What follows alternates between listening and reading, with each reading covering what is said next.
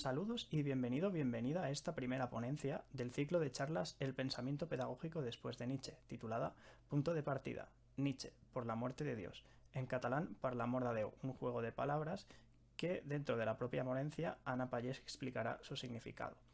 Ana Pagès es la persona que lleva a cabo esta ponencia, profesora de la Universidad Ramon Llull. Esta pequeña introducción es básicamente para dar las gracias a las personas que estuvieron allí y a las que van a escuchar esta ponencia, y para comentar también que tuvimos algún problema técnico a la hora de grabarlo y escucharéis de vez en cuando algún tecleo o alguna respiración fuerte por parte mía porque tuve el micrófono abierto. Lo tendremos arreglado para la grabación de la siguiente charla. Y informar un poco de que habrá de vez en cuando esas pequeñas perturbaciones en lo que viene siendo el flujo de la escucha. Hemos arreglado cuanto hemos podido, pero hay partes que lamentablemente se van a tener que quedar así esta vez. Para la próxima intentaremos tenerlo arreglado. Dicho esto, espero que disfrutéis mucho de la ponencia, si estuvisteis allí y la queréis escuchar otra vez, o si es la primera vez que la escucháis. Dicho esto, os dejo con ella. Vale, pues vamos a empezar. ¿Se me oye bien? Sí, vale. Sí, Vale, pues bienvenidos y bienvenidas a esta primera charla de lo que será de un ciclo de charlas, que serán 3 en total, sobre el pensamiento pedagógico después de Nietzsche. Entonces, bueno, primero de todo queremos agradeceros, porque la verdad es que nosotros, bueno, empezamos como súper motivados con este proyecto, pero la verdad es que, o sea, cuando hemos visto la acogida, ¿no?, que ha tenido, pues aún nos hemos motivado más, porque nos han llegado un montón de mails, como vosotros transmitiéndonos vuestras ganas, y eso pues nos ha animado un montón y tenemos mucha ilusión y mucha alegría puesta en este proyecto. Gracias a vosotros y todos los ánimos que nos habéis dado desde el principio. Así que bueno, primero eso, ¿no? Y que estamos, pues, esperamos que disfrutéis un montón, que os sintáis a gusto, que bueno, nos hubiera gustado, por supuesto, ¿no?, que fuera algo presencial, porque así podríamos también conocernos y estar como más, un contacto más humano. Pero las circunstancias son las que son, entonces bueno, haremos lo que podamos. Si queréis, bueno, ya tenéis algunos y algunas las cámaras y mola un montón que nos podamos ver, aunque sea a través de una pantalla. Así que, bueno, sentiros cómodos y cómodas de hacer lo que queráis, ¿no? Pero bueno, que si podemos vernos, pues todavía mola más. Y nada, bueno, esto lo he pensado yo ahora, pero bueno, como que luego en la parte que será como más de debate y de intervención, si queréis, cuando vayáis a intervenir, decirnos pues vuestro nombre y de dónde venís, de qué facultad, qué estáis estudiando o lo que sea, como para conocernos un poco más, pues sería muy guay. Y eso, entonces, vale, dicho esto, vamos a presentarnos un poco nosotros, que están por allí, los miembros del Club de los Pedagogos Muertos, que bueno, somos todos de los fundadores. Tenemos por ahí a María. María, saluda. Hola, buenas. Vale, también tenemos a Mario por allí. Hola, Mario. Hola, buenas tardes. Desde el País Vasco, que está él allí estudiando. Informando desde las Vascongadas. Judith también la tenemos por ahí, Judith.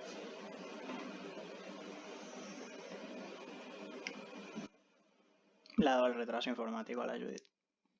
Justo. A ver si puede saludarnos. No sé, lo ha intentado, lo que pasa es que no ha cargado la imagen, pero lo ha intentado. Vale, bueno. Y se cayó. Volverá, confiamos en ello. Y Jaime, que es esta voz que acabáis de escuchar, que no le va muy bien la cámara, pero lo solucionará Jaime. No, bueno, la cámara está ahí, ya no va a cambiar, ¿eh? Ya es la que hay. Vale. Pues Jaime moderará luego el debate, ¿vale? Él estará ahí como dando los turnos y tal. Y yo que me llamo Irene y hago esta presentación y eso. Vale, entonces, por curiosidad, por si alguien se lo ha preguntado, el proyecto nace porque la UB da como unas ayudas a los estudiantes y subvenciona proyectos en una convocatoria que organiza cada año.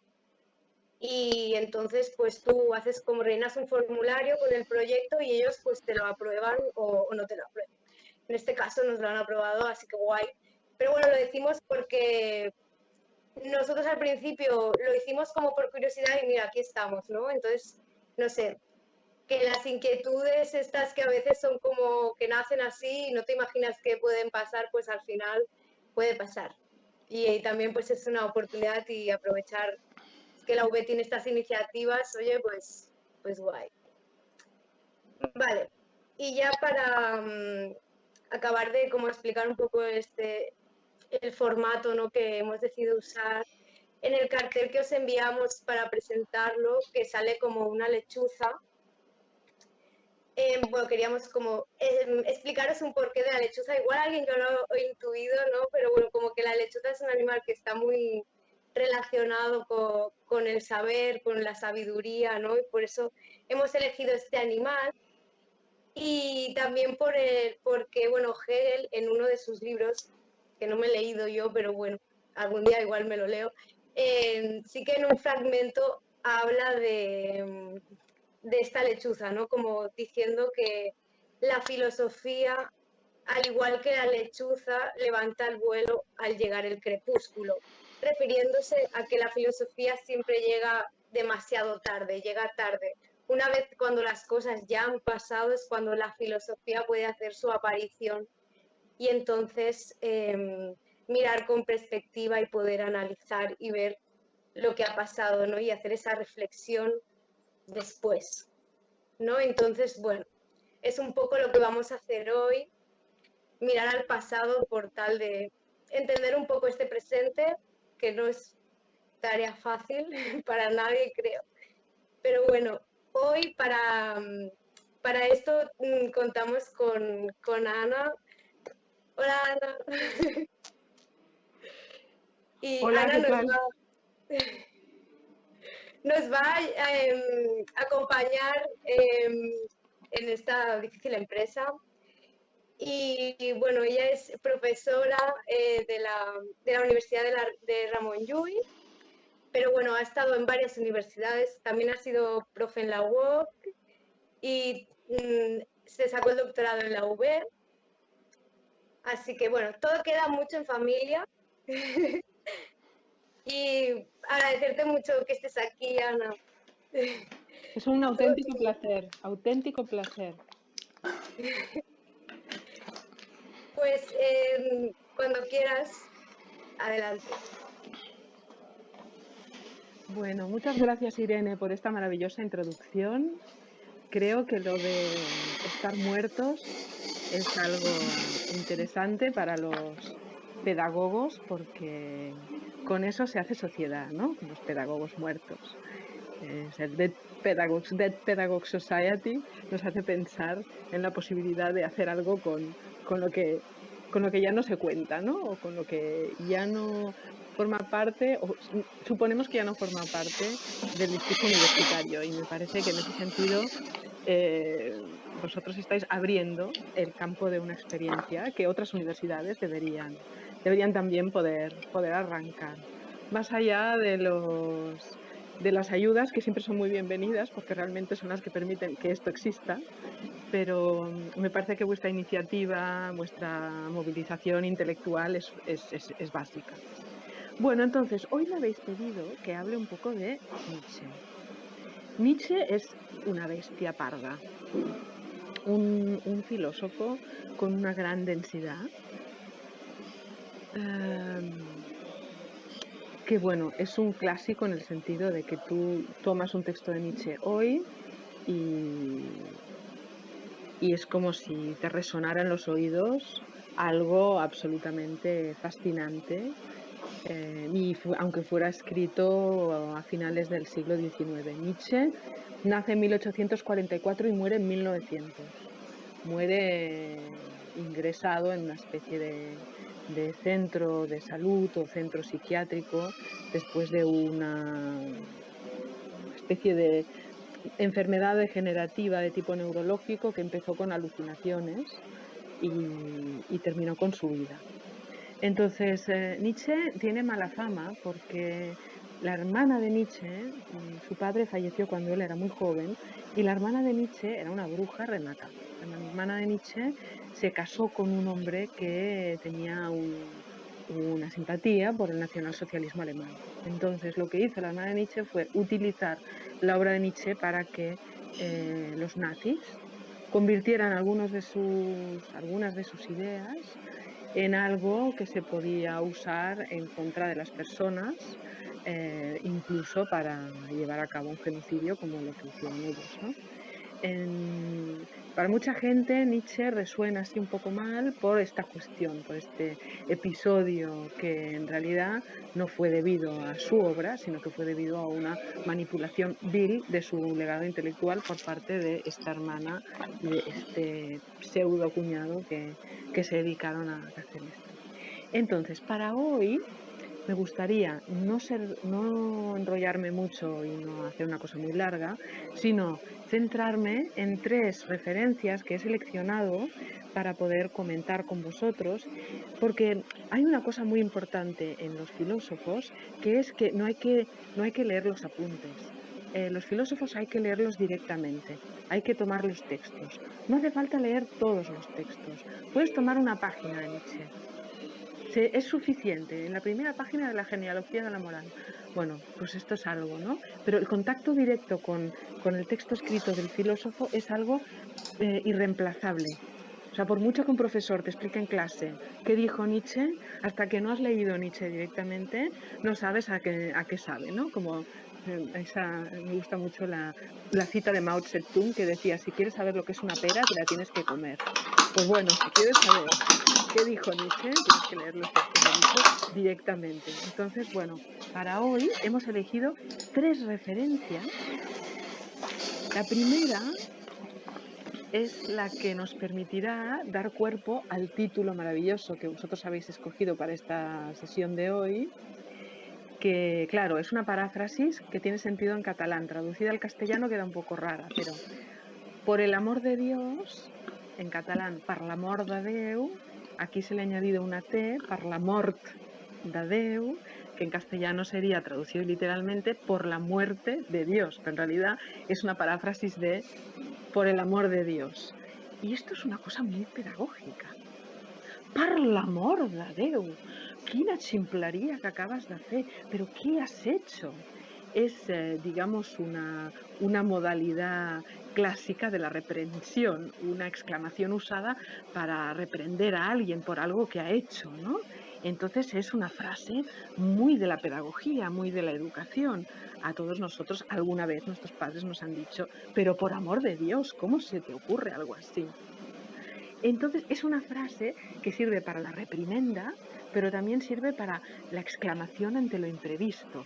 Lo imprevisto, lo que surge más allá de la norma de lo establecido, de lo que se supone que debemos hacer, de lo políticamente correcto, es este punto que recoge la exclamación por el amor de Dios. Bueno, algo así es lo que quiso retomar Nietzsche cuando, utilizando la frase Dios ha muerto, y esta no es la parte más importante de la frase, veremos que la parte más importante de la frase es lo que viene a continuación, nosotros lo hemos matado. Ahora revisaremos un poco este fragmento para que se entienda mejor. Entonces, ¿qué hace Nietzsche? Nietzsche se carga, bueno, hay 3 autores fundamentales en la historia de la filosofía que se cargan, descodifican a Occidente, hacen una deconstrucción. Marx se carga la idea de que la producción cultural es el resultado del espíritu humano, para decir que toda superestructura tiene una infraestructura y unas condiciones de producción. Freud se carga la razón y el yo como una instancia de conocimiento, y Nietzsche se carga la moral. Nietzsche digamos, ataca directamente la idea de que hay una moral absoluta, eterna e inmutable, que es lo que nos debe permitir a todos obedecer los principios establecidos y por lo tanto no pensar por nosotros mismos. Entonces, cuando Nietzsche dice Dios ha muerto, no se refiere a creer en Dios o no creer en Dios. No es un problema teológico el que pone sobre la mesa, sino que lo que pone sobre la mesa, y esto es algo que Heidegger en un texto maravilloso que se titula ¿Qué significa la frase de Nietzsche Dios ha muerto? Así se titula el texto. Heidegger lo explicó muy bien y dijo, Nietzsche con la frase Dios ha muerto quiere decir ha muerto el platonismo. El platonismo como esta división del mundo en dos. El mundo de lo puro, absoluto, eterno, inmutable, que es el mundo de las ideas, y una especie de mundo descafeinado, insípido, que sería el mundo de las cosas sensibles. Entonces, vamos a leer un momento. Esta cuestión de la muerte de Dios aparece por primera vez en el aforismo 125 de la Gaia Ciencia. Nietzsche escribe en forma de aforismos, que vendrían a ser como unas ideas encapsuladas. Ahora nosotros hablamos de una píldora, ¿no? Decimos, ¿no puedes preparar una píldora para YouTube o una píldora para Twitter? Píldora quiere decir que destilamos una serie de ideas en una sola frase, de forma sintética. Bueno, esto es un poco lo que hacía Nietzsche con sus aforismos, aunque los aforismos de Nietzsche eran un poquito más largos e incluían escenas de vida cotidiana y más o menos metafóricas. Bueno. ¿Cuál es la escena en la que aparece esta frase, Dios ha muerto? Es la escena de una plaza donde de repente entra un loco. ¿Qué es un loco? Una persona desubicada, que no encuentra su lugar, que busca pero no puede engancharse a nada. Entonces es en pleno día, el loco entra en la plaza con una linterna encendida. Quiere decir, no hace falta una linterna encendida, pero él no identifica al pleno día la luz del sol como algo que permita iluminar o dar luz a su propia mente que está obnubilada. Por eso lleva la linterna, porque él no ve nada, aunque los otros sí. ¿No han oído hablar de aquel loco que con una linterna encendida en pleno día corría por la plaza y exclamaba continuamente, busco a Dios, busco a Dios? Como justamente se habían juntado allí muchos que no creían en Dios, provocó gran diversión. Se te ha perdido, dijo uno. Se te ha extraviado como un niño, dijo otro. ¿No será que se ha escondido en algún sitio? ¿Nos tiene miedo? ¿Se ha embarcado? ¿Ha emigrado? Así gritaban y se reían al mismo tiempo. El loco se lanzó en medio de ellos y los fulminó con la mirada. ¿Dónde está Dios? Exclamó. Se lo voy a decir.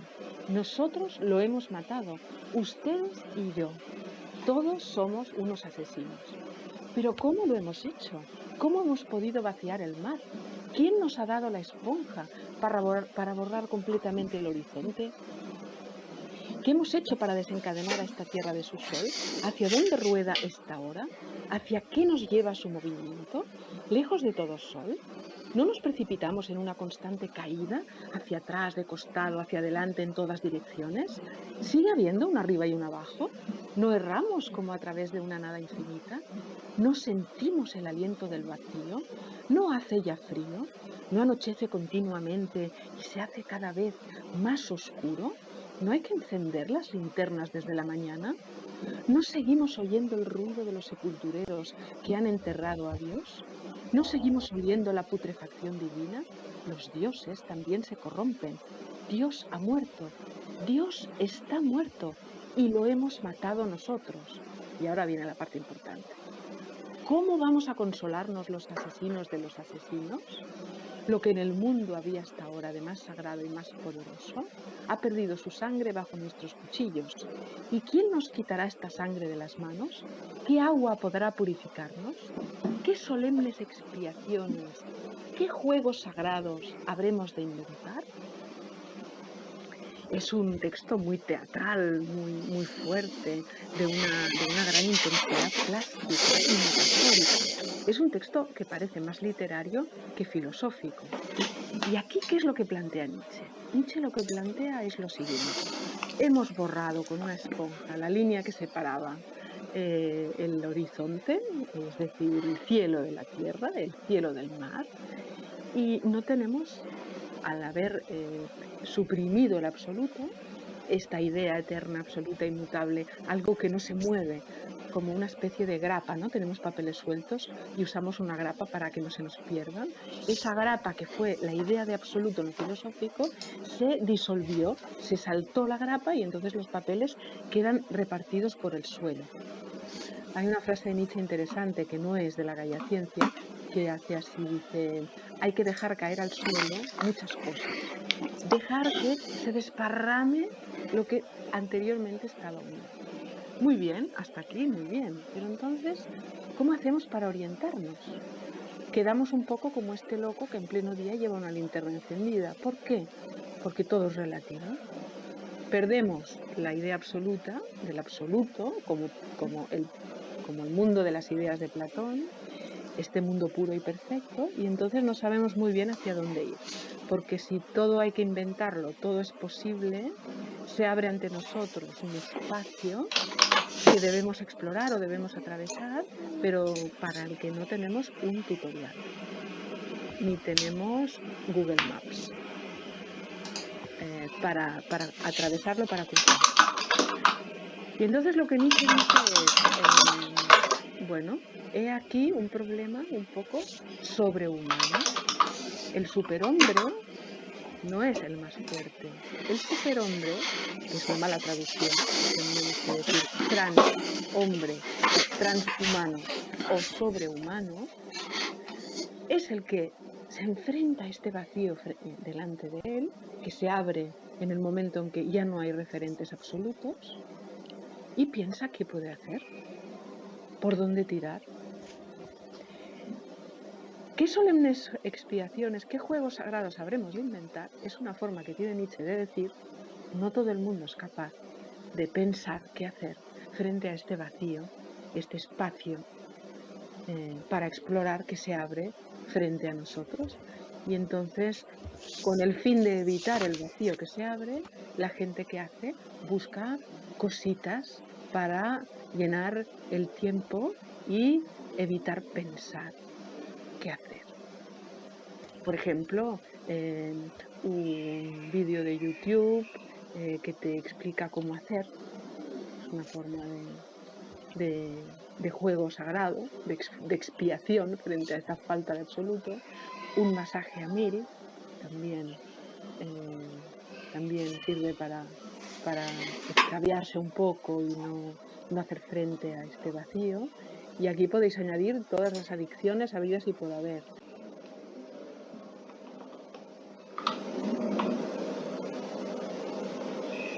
¿Estamos bien hasta aquí? Súper. Vale. Sí. Pues vamos al segundo. Vamos entonces. Por lo tanto, esta idea de Dios ha muerto, lo importante de Dios ha muerto no es Dios. Lo importante es lo que viene después. ¿Qué nuevos juegos sagrados inventaremos para sustituir este absoluto que hemos perdido? Pues inventaremos otros absolutos, que serán un poco pasados por agua, pero que para nosotros servirán como absolutos. ¿Qué hace la gente? Pues hace una lista de tareas, se inventa actividades, tienes que ocupar el tiempo. Lo importante es ser eficaz en la gestión del tiempo, y hoy actualmente todo lo gestionamos. La gestión es una forma de evitar estar confrontados a esta abertura de posibilidades, en realidad, que como no están predefinidas, ni nadie nos viene a decir cuáles son, en cierto modo tenemos que inventar. Vamos al segundo fragmento. El segundo fragmento es de la genealogía de la moral. Y empieza así, es el primer párrafo del prefacio de la genealogía de la moral. Dice: nosotros que nos dedicamos a conocer, no nos conocemos a nosotros mismos. Esto tiene una buena razón de ser. Nunca hemos ido a buscar lo que somos como nosotros mismos. Nunca hemos ido a investigar lo que somos como nosotros mismos. Y de esta manera, ¿cómo sería posible que un día nos encontráramos? Entonces, este párrafo viene a decir: nosotros somos sabios, somos filósofos, somos pedagogos. Los pedagogos, por ejemplo, ¿a qué se dedican? pues diseñan y evalúan competencias, preparan materiales y recursos, organizan proyectos a base de retos, los famosos els reptes que decimos en catalán, los retos que se llevan a cabo en una escuela. Nosotros imaginamos que el aprendizaje al final acaba por ser un encaje perfecto entre las competencias previstas y los resultados de aprendizaje.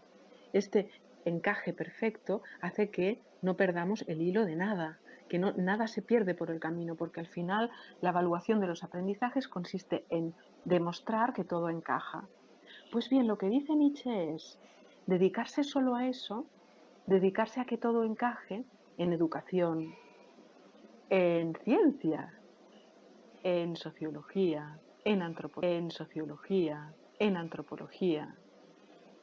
es algo que permite no plantear la pregunta por qué somos cuando hacemos todo eso.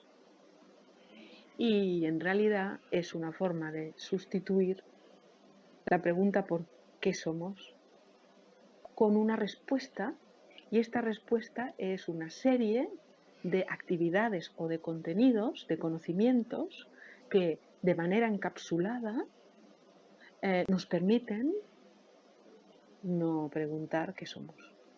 Entonces él dice, es evidente que nosotros nos dedicamos a conocer con la condición de no conocernos a nosotros mismos. ¿Por qué? Porque conocer es una forma de bloquear la pregunta por nosotros mismos. Entonces él dice, claro, si seguimos dedicándonos a todo esto, seguimos dedicándonos a la gestión por competencias, al encaje perfecto entre lo previsto y el resultado final, si nos dedicamos a las evidencias y nada más, nosotros aquí estamos a cubierto. Si alguien quiere no pensar en sí mismo, la mejor manera es dedicarse a conocer. Esto es una crítica brutal al mundo académico, si lo pensamos desde la óptica del mundo contemporáneo.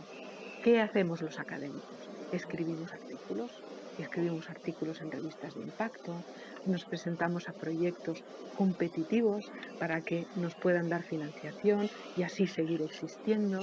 Pero ¿y nosotros dónde estamos en todo eso? Esa es la pregunta que no vamos a plantear precisamente porque nos dedicamos a lo otro. Entonces Nietzsche, y esto me permite llegar a la última cita que elegí para la sesión de hoy.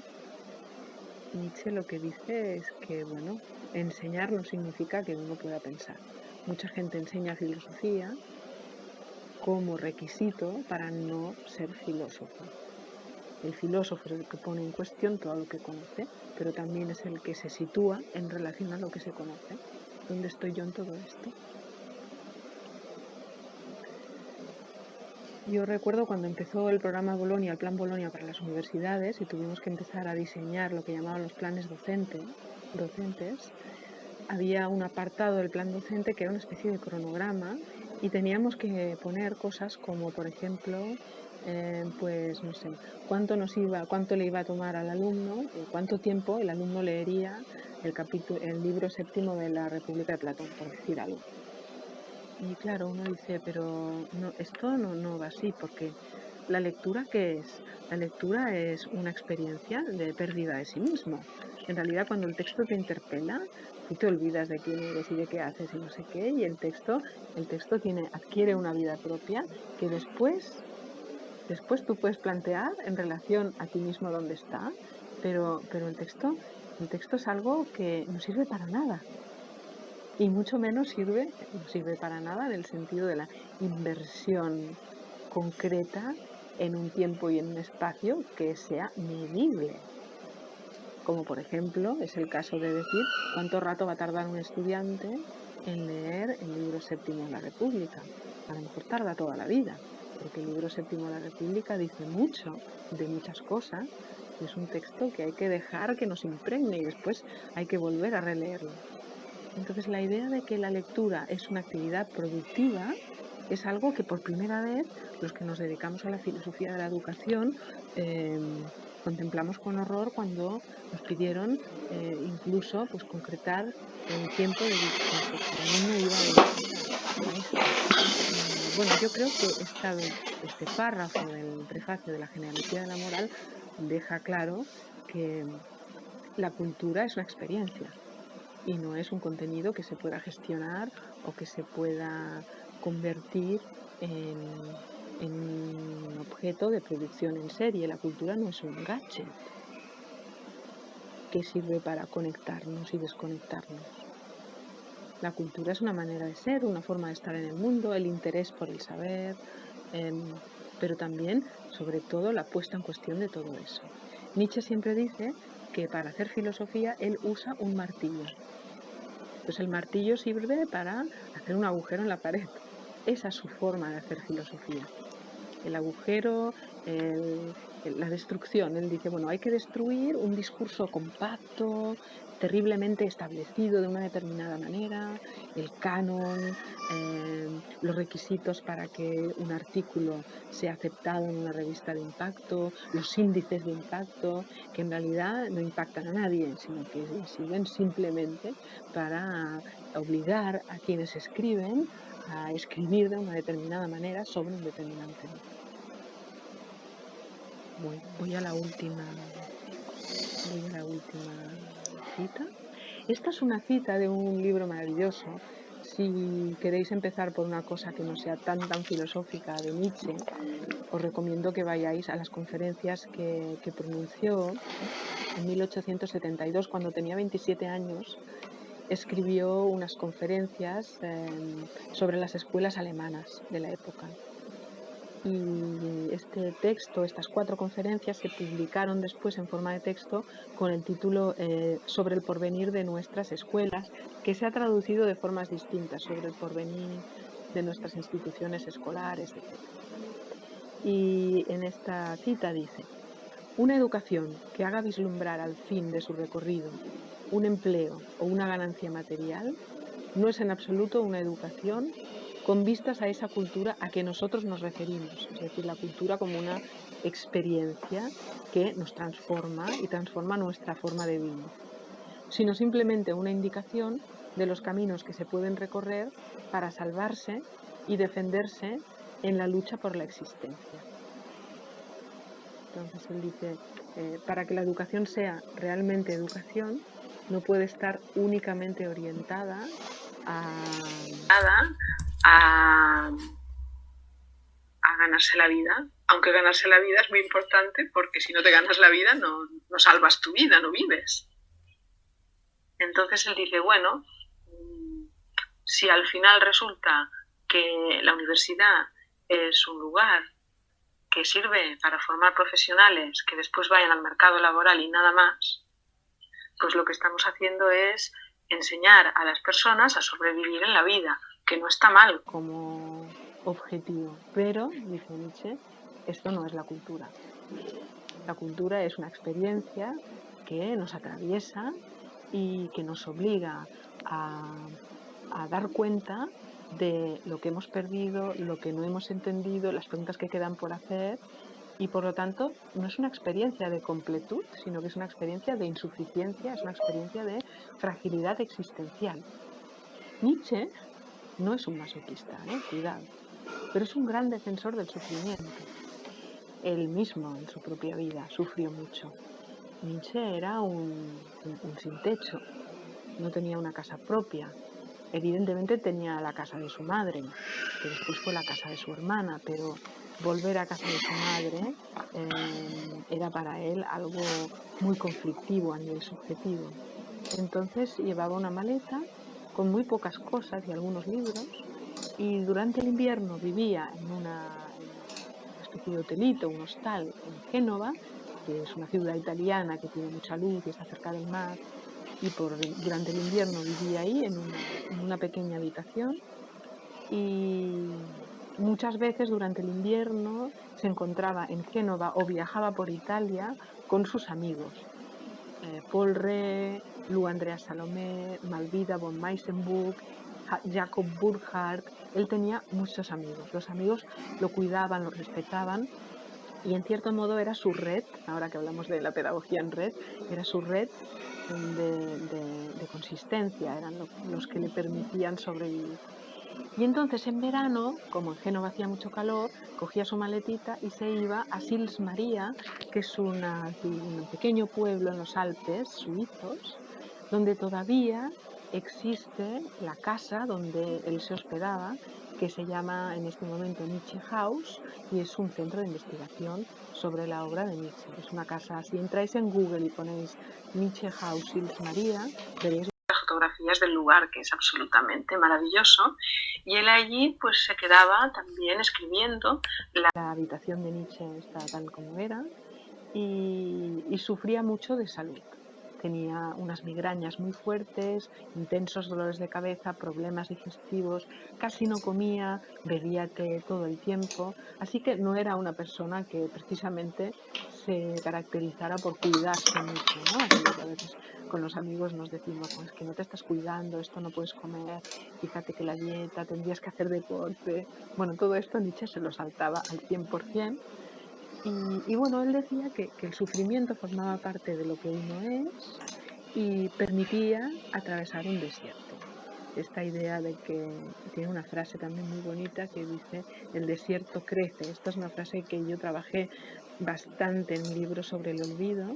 El desierto crece implica, ¿no?, esta sensación de inmensidad que se abre frente a lo que uno es y a lo que uno pretende ser, ¿no? Como este desierto.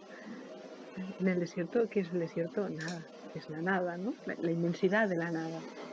Y entonces él dice, bueno, el desierto crece quiere decir que entramos en una época de la historia de la cultura en la que esta nada se va extendiendo y bueno, hay que ver qué se hace con eso, cómo se hace con la nada. Y ya termino aquí, Martin Heidegger va a recuperar a Nietzsche para su propia reflexión filosófica en Ser y Tiempo, que es uno de los grandes textos de la filosofía. Escrito en 1927. Bueno, entonces, todo esto que he explicado sobre cómo Nietzsche se enfrenta a la muerte de Dios como idea, como perspectiva, ¿no? Este relativismo. Todo esto, ¿cómo lo podemos pensar desde el punto de vista pedagógico? Porque claro, la pedagogía se ocupa de las seguridades, no de las inseguridades. Nosotros cuando enseñamos a los niños desde pequeñitos, en educación infantil, no decimos a un niño de 3 años, bueno, enfréntate a la nada y ya verás por dónde ir, no. Lo que tenemos que hacer es más bien un tratamiento de la contingencia, ¿no? Acoger al niño, darle algunos referentes, enseñarle a hablar, enseñarle a comer, enseñarle a caminar, enseñarle a relacionarse con los otros. Y bueno, progresivamente la educación en primaria, pero ya entramos en secundaria y después en bachillerato, surgen otras cosas. El niño pequeño ya no es tan pequeño, se da cuenta de que su padre y su madre tienen una historia como personas que él puede pensar y con la que se puede pelear en cierto modo, y empieza a buscar esto que llamamos en la adolescencia su propia identidad. ¿Y qué es buscar nuestra propia identidad? No es dar respuesta a una crisis con una solución prêt-à-porter que nos viene a dar la sociedad. La meditación o el deporte o el jogging o el yoga, sino que se trata de abrir la posibilidad de no tener respuestas y ver un poco estas posibles respuestas por dónde circulan. Por eso se dice tantas veces que los adolescentes tienen que viajar. ¿Por qué? Porque el viaje, el descubrimiento de otros lugares, otros puntos de vista, fructifican en cierta forma y se articulan con los interrogantes que cada uno tiene. No siempre significa que al volver del viaje seamos otros, aunque muchas veces los padres dicen, bueno, este viaje te irá muy bien porque así te despejarás la mente, pero no necesariamente es así. Entonces, la pedagogía actual, construida con la certeza de la racionalidad técnico-instrumental, orientada a la evaluación y orientada a las evidencias y a los resultados, ¿qué puede aprender o cómo puede incorporar este batacazo de Nietzsche en su propuesta filosófica para lo que después será la posmodernidad. Si hay relativismo de valores, todo está permitido. Nietzsche dirá no. Si hay relativismo de valores, solo hay perspectivas. Pero si solo hay perspectivas, ¿cómo hacemos para entablar una conversación con las perspectivas de los demás, que no necesariamente son las que nos gustarían a nosotros? Bueno, creo que ya está. Entonces, hasta aquí mi exposición, y ahora estaría muy bien que podamos hablar un poco, que me podáis preguntar cosas o matizar, lo que os parezca. Para la gente que está usando la aplicación en un ordenador, hay un símbolo para darle a levantar la mano. ¿De acuerdo? Si lo podéis usar, nos vamos apuntando los nombres y en el orden en que salga, pues podéis ir hablando, ¿de acuerdo? En móvil, si estáis usando la app del móvil, no sé dónde está la mano, pero si me escribís en el chat, también lo leeremos. ¿De acuerdo? Si alguien tiene una pregunta sobre la exposición, hacemos una ronda de preguntas y respuestas y después podemos pasar al debate general. Tengo que avisar de que la sesión la estamos grabando, ¿de acuerdo? Se publicará solo en sonido. Si alguien no quiere que se escuche su voz, pues puede escribir en el chat una pregunta o lo que sea y la hacemos nosotros y ya está. Repito, solo será el sonido, la imagen no la vamos a grabar. ¿De acuerdo? Y una vez tengamos ya subida el sonido de la charla a alguna red social o lo que sea, os mandamos el correo para que lo tengáis a mano y lo podáis escuchar otra vez. No sé si alguien tiene alguna pregunta. Mireia Pascual. No sé si la tenemos muteada o no, la Mireia. Perdón, estaba el otro, bueno, el micro apagado de aquí. Bueno, a ver, no, decía, ¿vale? Que a mí esto de la filosofía y tal, y Nietzsche, bueno, que me he leído los textos, pero me ha venido como un poco de sopetón, ¿vale? Y quería preguntar si Ana podría como un poco decir como resumidamente con una frase, resumir estas 3 ideas y características de la filosofía de Nietzsche, como para acabar de aclararlo, porque creo que han sido como muchas ideas y no sé si podría hacer esto de resumir. Sí, el primer texto intenta ilustrar la idea de qué significa Dios ha muerto. Y yo he interpretado la frase, o sea, se puede explicar de muchas maneras, Dios ha muerto.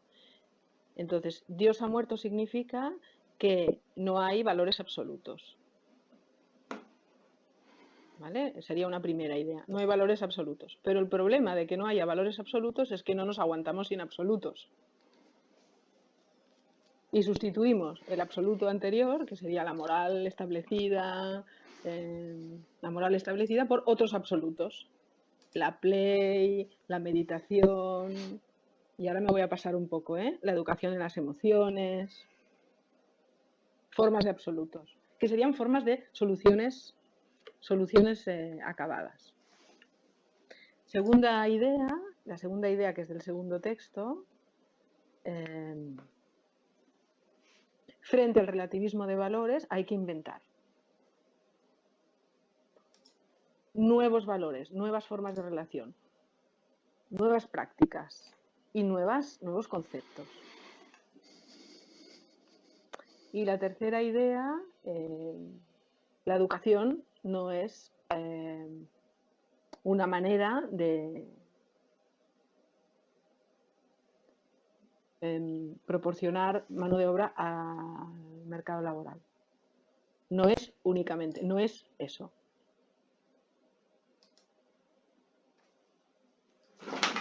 A lo mejor de la tercera cita también se podría decir la cultura es una experiencia irreductible a sus resultados evaluables. La última vez, hace, no sé, 2 años o 3, que fui a la Facultad de Filosofía de la UB delante del MACBA, delante del Centro de Cultura Contemporánea,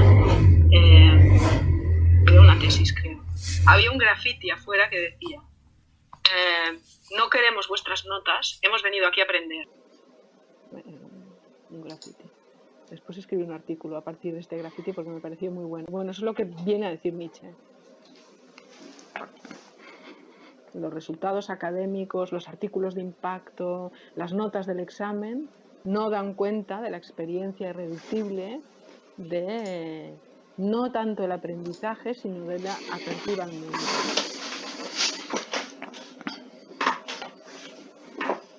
No sé si he sido clara, Mireia.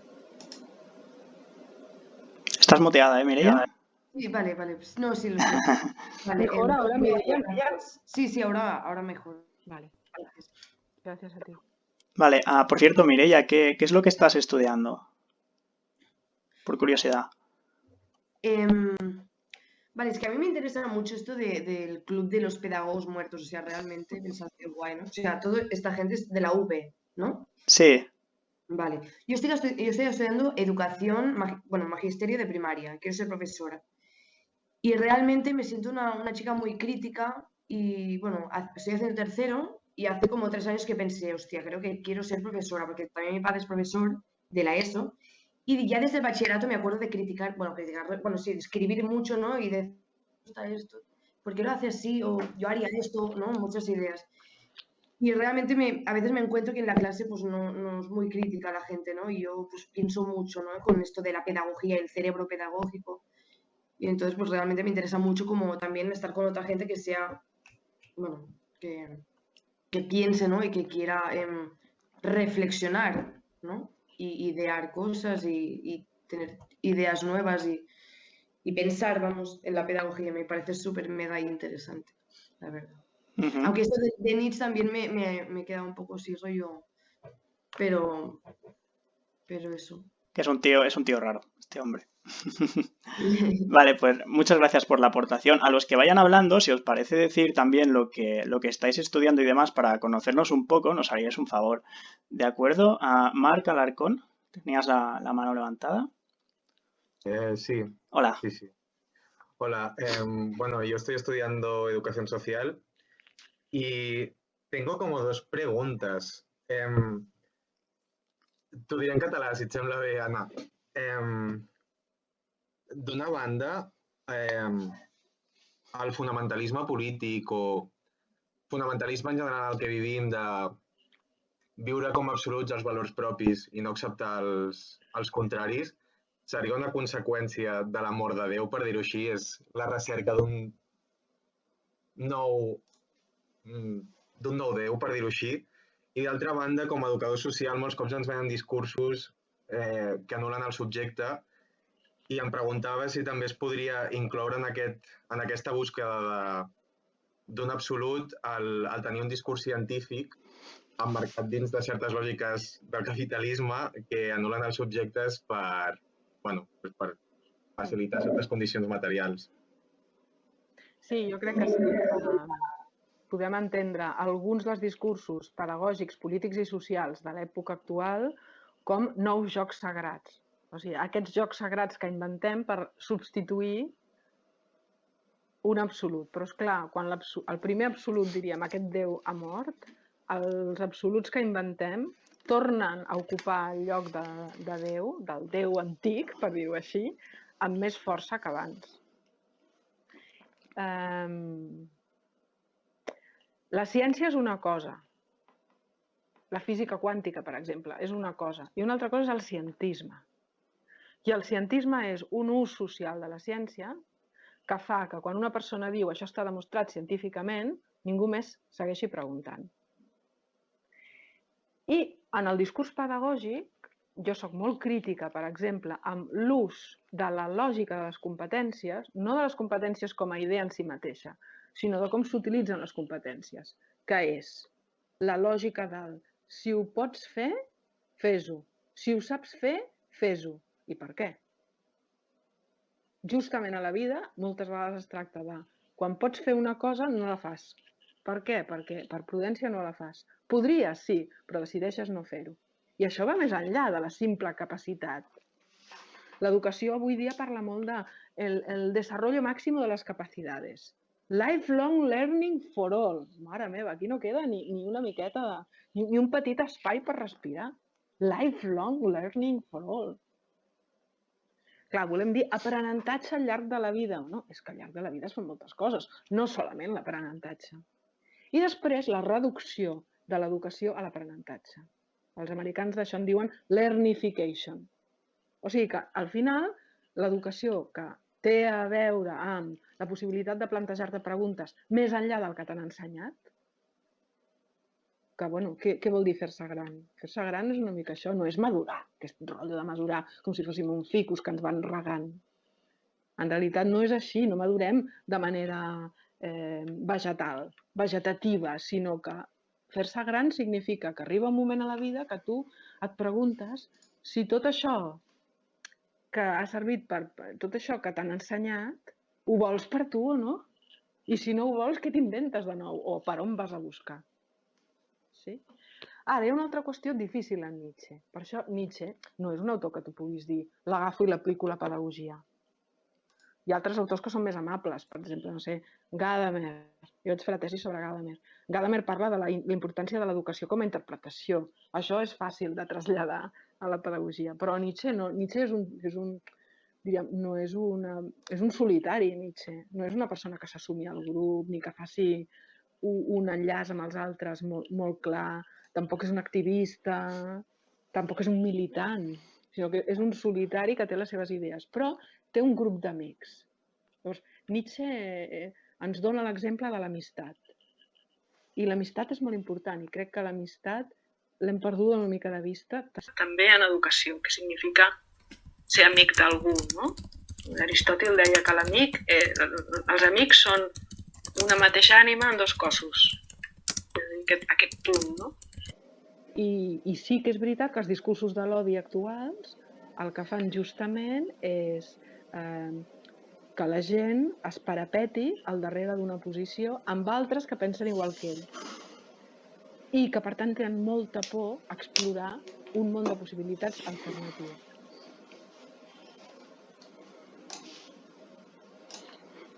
Molt bé. Sobre aquest tema, el Jordi decía, perdón, es que tenemos gente que es de Sudamérica en el chat seguramente, y ahora se me ha olvidado, sí. ¿Me lo recordáis, por favor, si veis que hablo en catalán o que contesto una pregunta en catalán, avisadme? Vale, de acuerdo.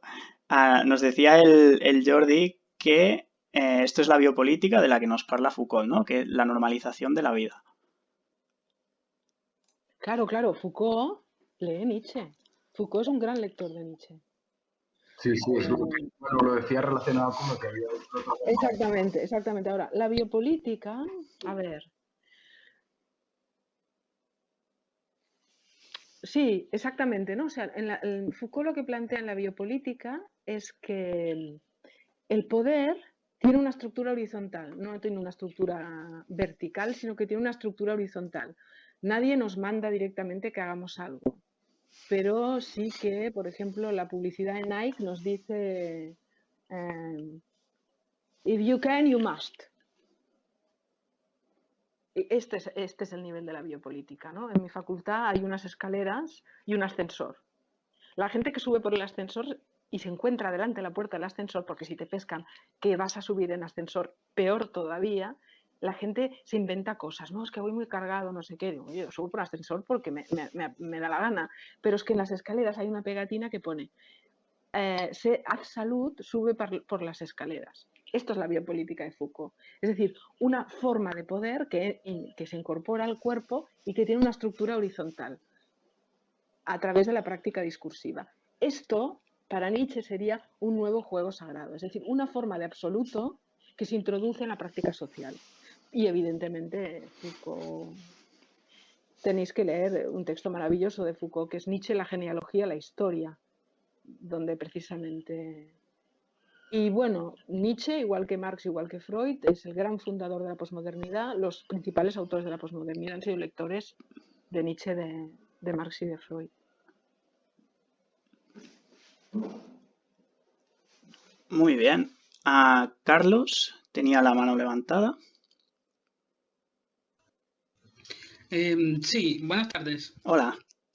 Bueno, mi nombre es Carlos y estoy aquí estudiando en la UB. Soy doctorando, estoy haciendo el doctorando en Educación y Sociedad en la rama de Ciudadanía y Valores.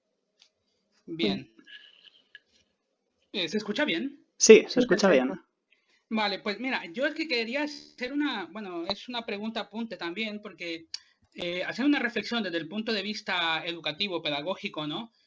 Darle una vuelta que la idea de Dios ha muerto, para mí es como una intención desde el punto de vista educativo, ¿no?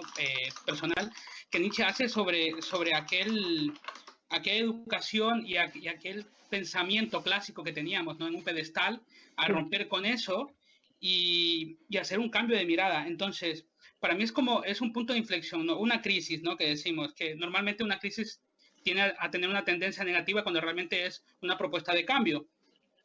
Pero bueno, en este caso lo que quería comentar o quería preguntar yo es, ¿hasta qué punto, siempre desde el punto de vista educativo, desde esa ruptura, cómo la escuela o la educación ha podido hacer un cambio, ¿no? Porque yo tengo una percepción un poco pesimista que viene a ser un poco positivo, que es el plan de que la escuela ha abandonado la educación, voy a cambiar, la educación ha cambiado cierta manera de enseñar, que nos hemos quedado en el contenido, pero hemos olvidado el continente.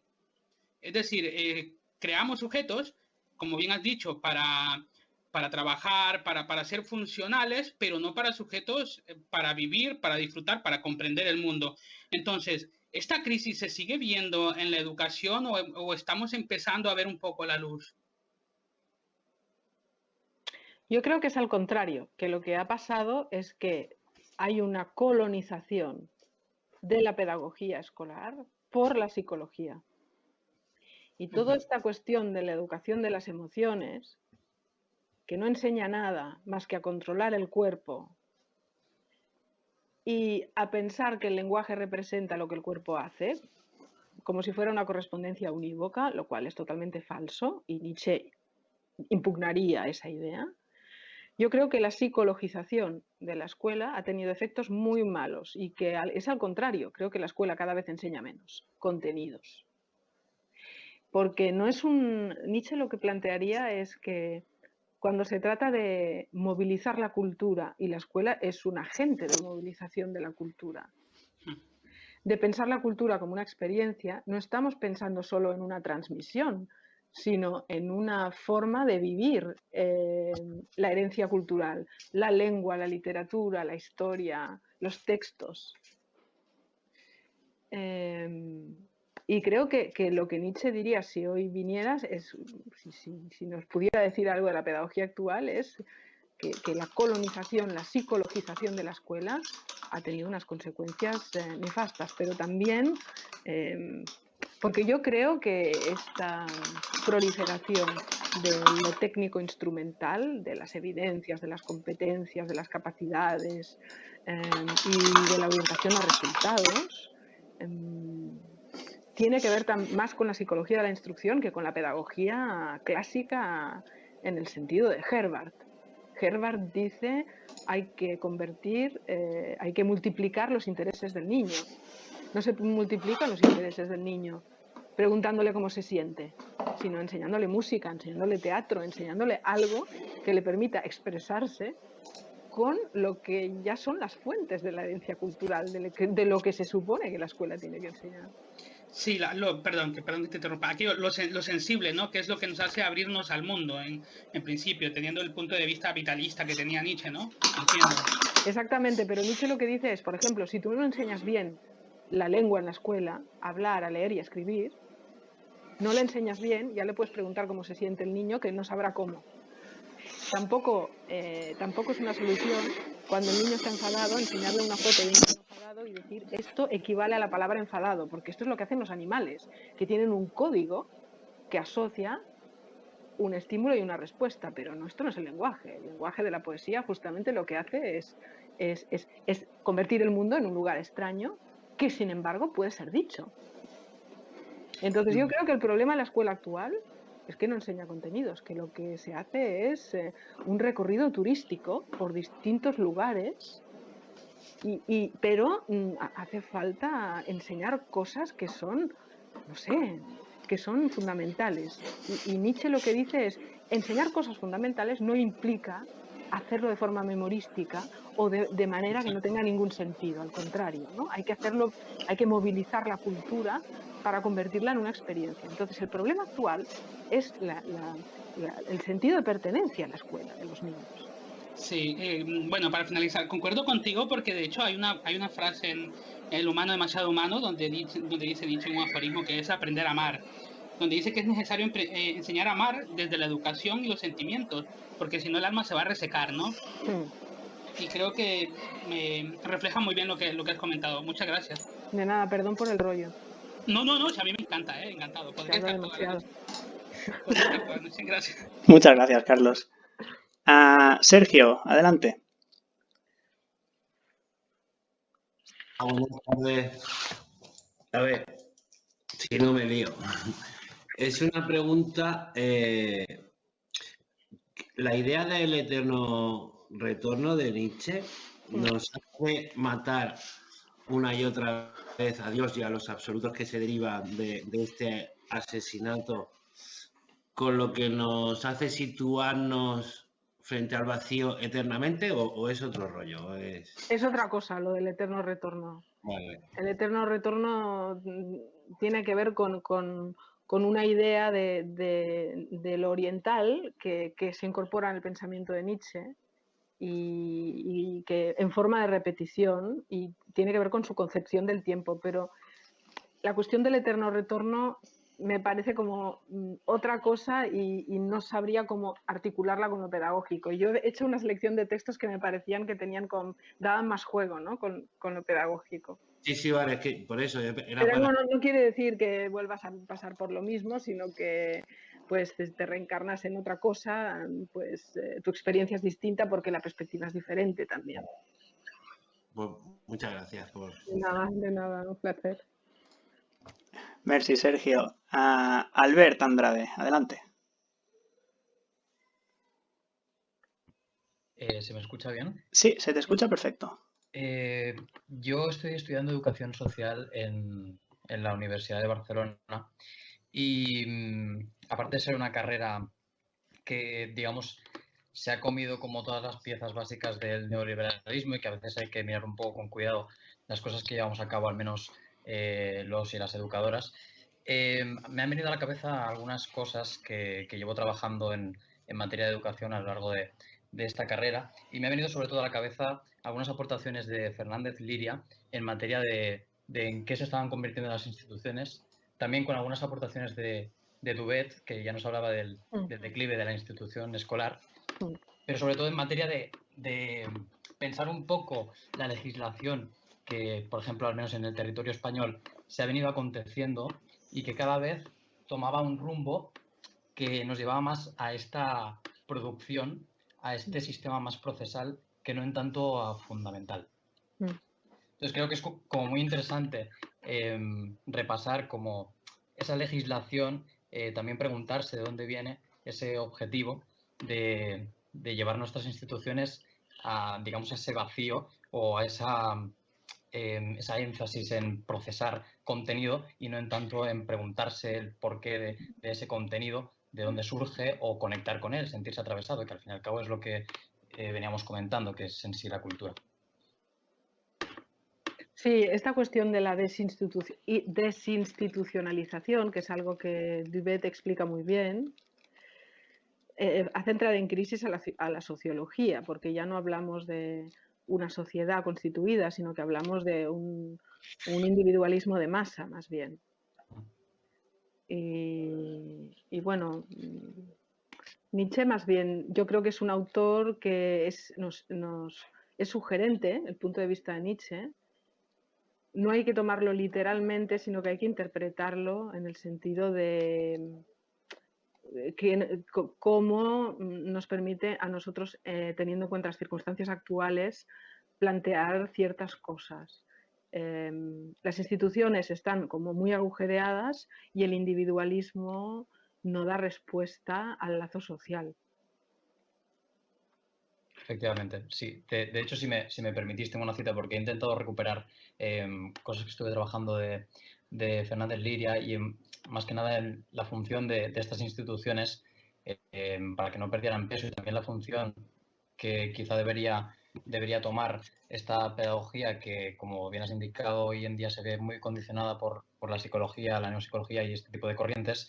Y la cita dice que la función social de las instituciones educativas debería ser más bien la de construir un freno y una seria advertencia contra los efectos devastadores de un mercado abandonado a su propia lógica en lugar de convertirse en una pieza más de una maquinaria suicida. Y me parece como que casaba muy bien con lo que veníamos construyendo. Sí, sí, me parece muy adecuada esta cita, Albert. Ole, muchas gracias. A Mireia Pascual, adelante. Vale, bueno, iba a decir, bueno, a mí todo esto de la educación me interesa mucho, ¿no? Pero había pensado que yo quiero también ser profesora, ¿no? Porque también es el momento en que eres tú y tú, ¿no? El que estás ahí súper cerca para conseguir que los niños aprendan, ¿no? Bueno, y quería decir como una serie de ideas, ¿no? Que yo pienso que son súper importantes para que los niños aprendan y todo, bueno, haya fluidez, ¿no? En el momento de aprendizaje entre los alumnos. He pensado que una de las cosas, yo creo que, bueno, tal y como bueno, hemos comentado, ¿no? La amistad, ¿no? Esto pues me ha venido a la cabeza, que es una cosa que hace tiempo que pienso, ¿no? Que es que los niños se acostumbren a ayudarse entre ellos, ¿no? Realmente, yo estoy haciendo prácticas y es como que realmente si un niño se pierde en una lectura, por ejemplo, y le pregunta a su compañero, parece que ayudar a su amigo es como, bueno, te ayudo, ¿no?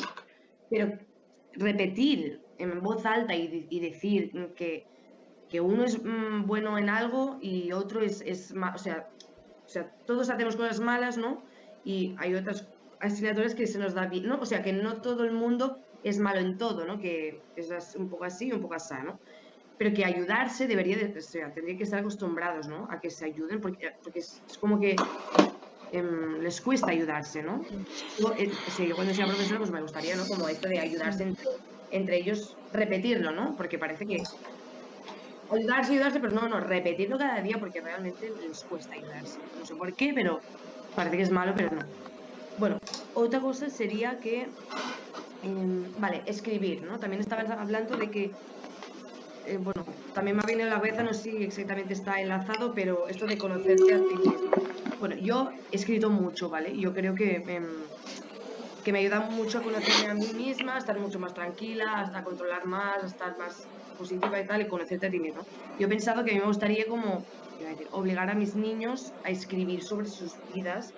Es verdad que tienen que saber escribir, ¿no? Y tal, pero bueno, que vayan escribiendo sobre sus vidas y sobre sus reacciones y sobre sus sentimientos o pensamientos, ¿no? Y esto hace que se conecten más con ellos mismos, ¿no? Con su interior, con su seguridad y su autoconocimiento. Luego quería decir, bueno, esto también ha salido antes, ¿no? Que yo creo que también es más motivador y tiene más, bueno, aprender con ejemplos próximos, ¿no? O sea, por ejemplo, en matemáticas haciendo un problema, pues ¿por qué no hablar de videojuegos, ¿no? Cosas que les interesen a ellos. Lógicamente, pues estarán más conectados con las cosas y aprenderán más, ¿no? Y luego la última cosa que quería decir... Bueno, esto también ha salido antes, ¿no? Que yo creo que también es más motivador y tiene más... bueno, aprender con ejemplos próximos, ¿no? O sea, por ejemplo, en matemáticas haciendo un problema, pues ¿por qué no hablar de videojuegos, ¿no? Cosas que les interesen a ellos. Lógicamente, pues estarán más conectados con las cosas y aprenderán más, ¿no? Y luego la última cosa que quería decir era... Así, pienso también que el profesor, ¿vale? Debería de estar tendría que estar acostumbrado a decir, cuando enseña una cosa, un tema nuevo, ¿vale? Yo creo que directamente tendría que ir a la utilidad, ¿no? Por ejemplo, yo qué sé, hoy estaba pensando que, yo qué sé, no sé si hacen física, ¿vale? O sea, calcular la fuerza o bueno, no sé, si va, por ejemplo, el PortAventura, pues ellos mismos podrían analizar, ¿no?, la fuerza de cuando cae, bueno, no sé cómo decirlo ahora, ¿vale? Pero hablar como más de, bueno, las personas que crean, ¿no?, toda esta estructura, ¿no?, y hablar de el oficio de estas personas y las máquinas y, bueno, la utilidad, ¿no? O sea, que, por ejemplo, en matemáticas, el otro día yo en la universidad estaba estudiando una cosa, ¿no?, y no entendía por qué era útil, ¿no? Y entonces el profesor puede decir directamente, bueno, esto es útil solo si tú llegas a ser, tu oficio llega a ser una persona que construye cosas, ¿no? Como directamente ir como a la utilidad, ¿no? Porque a veces parece que es como muy abierto, pero si directamente vas a decir que quizás no será útil para ti, pero solo si alguno de la clase llega a ser el oficio tal y usará las máquinas estas, que sabes, como todo como más enfocado a la real utilidad y el por qué estamos enseñando algo, ¿no? No sé si me he explicado muy bien, pero quería hacer un poco así.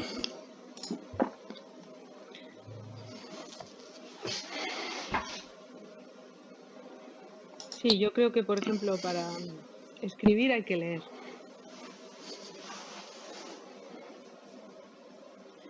Yo creo que es distinto, ¿eh? O sea, yo creo que es que leer es ver cosas de otras personas, ¿no? Historias de otras personas o inventadas. Y escribir es más tú mismo. Bueno, yo creo que es distinto, yo opino, ¿eh? Yo no leo mucho, pero escribo mucho. Sí, pero cuando lees adquieres nuevas palabras o cosas que no has tomado conciencia de ello, porque a lo mejor no lo has apuntado para utilizarlo como si fuera una herramienta para colgar un cuadro. Pero están ahí, se incorporan, y entonces cuando escribes tienes un mayor repertorio, posibilidades, porque has leído. Bueno, no, sí, tienes razón. Leer es importante también. Pero decir como que escribir, ¿no? Que tengan su diario, ¿no? Un poco, aunque sean frases que no sean muy bonitas, está bien, ¿no? Vomitar cosas de tu interior, de tu vida, de tus reacciones, de tus padres, de tu vida. Sí. Que digan sobre eso. Obligarles, ¿no? Que digan, no sé.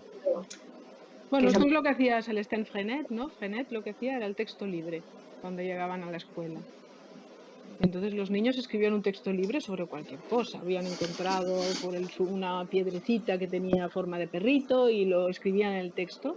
Y entonces Freinet a partir de ahí construía el día, construía la enseñanza durante el día. El texto libre es una cosa muy bonita de Freinet. Después hay una cosa en la escuela que a mí me parece que habría que cambiar, que son las clases sociales en la escuela. En los años 30, en este país, cuando se desarrolló toda la escuela nueva, esto de que los profesores comieran aparte y hubiera unos monitores de comedor que son los que se ocupan de los niños cuando comen y hubiera unos vigilantes del patio que se ocupen de los niños cuando juegan para que no se hagan daño, no haya problemas, mientras los profesores aparte desayunan y contemplan el espectáculo.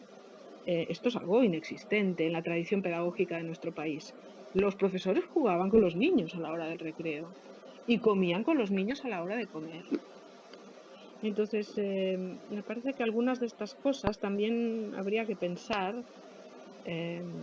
porque lo asocié con lo que tú decías, ¿no? Los niños se tienen que ayudar, pero claro, si ven que el ambiente en el que se mueven en la escuela también es importante, si ellos ven que los profesores actúan con una especie de jerarquía de autoridad y de poder que no se ajusta a lo que podemos llamar justicia distributiva, entonces eso también influye, ¿no?